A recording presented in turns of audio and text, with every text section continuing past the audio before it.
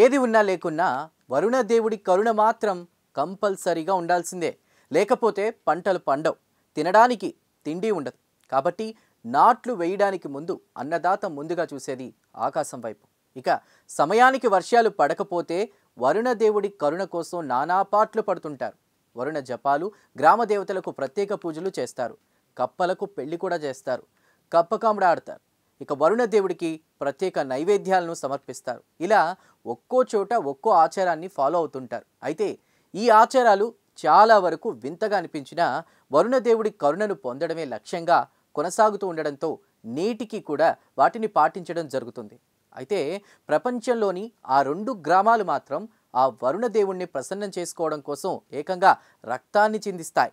వర్షాల కోసం 2 ఊర్లకు సంబంధించిన ఆడవాళ్లు WWE ఫైట్ తరహాలో బరిలోకి దిగి పిడిగుద్దులు గుద్దుకుంటారు. సిగలు పట్టుకుని రక్తం కారే వరకు కొట్టుకుంటారు. ఇక వారి చుట్టూ మగవాళ్ళు, పిల్లలు చేరి ఇంకా కొట్టుకోండి అని ఉత్సాహపరుస్తుంటారు. ఇదక్కడ ఓ పెద్ద వేడుక.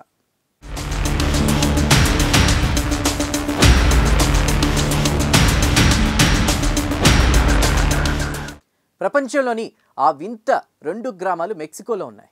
ఒకటి లా ఎస్పెరెంజియా, రెండో గ్రామం వీరికి సమీప గ్రామమైన రాంచోలాస్లో మాస్. అయితే ఈ 2 ఊర్లకు చాలా ఏళ్ల నుంచి శత్రుత్వం ఉంది. కానీ అదే రక్తం చిందించే ఆచారానికి పునాది కూడా అయింది. వర్షాకాలం తొలగరి జల్లు కురిసిన వెంటనే ఈ 2 ఊర్లు కలిసి వరుణదేవుడి కరుణ కోసం పెద్ద వేడుక నిర్వహిస్తాయి. అందులో భాగంగా వేడుక జరిగే రోజున ఇరు గ్రామాలకు చెందిన వాళ్ళు పొలిమేరకు చేరుకుంటారు. మహిళలందరూ ఉదయాన్నే లేచి పిండి వంటలు, రకరకాల ఆహార పదార్థాలు వండుతారు. పూలతో అలంకరించిన ప్రత్యేక స్థలంలో ఆహార పదార్థాలను ఉంచి వరుణ దేవుడికి పూజలు చేస్తారు. అది ముగిశాక అసలైన కార్యక్రమం ప్రారంభమవుతుంది.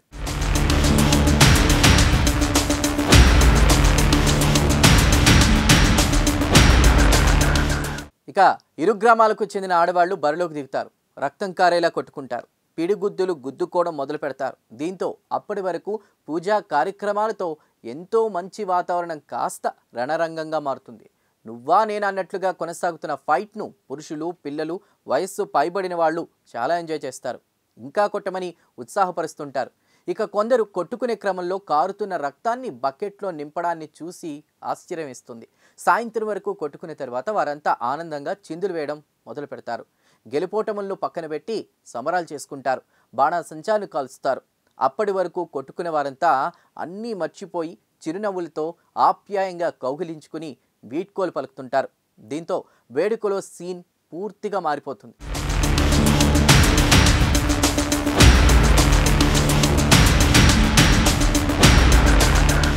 అయితే వారు కొట్టుకున్నది శత్రుత్వం వల్ల కాదు, కేవలం వరుణ దేవుడి కరుణ కోసం మాత్రమే.